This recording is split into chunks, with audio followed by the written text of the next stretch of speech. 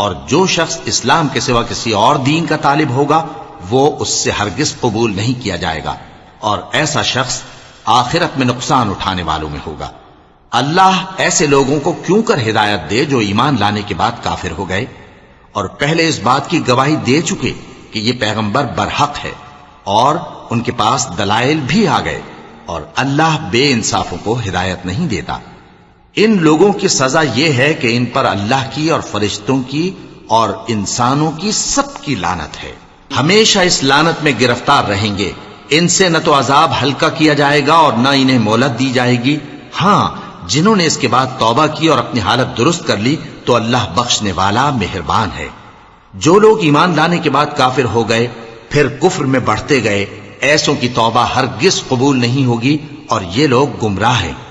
جو لوگ کافر ہوئے اور کفر ہی کی حالت میں مر گئے وہ اگر نجات حاصل کر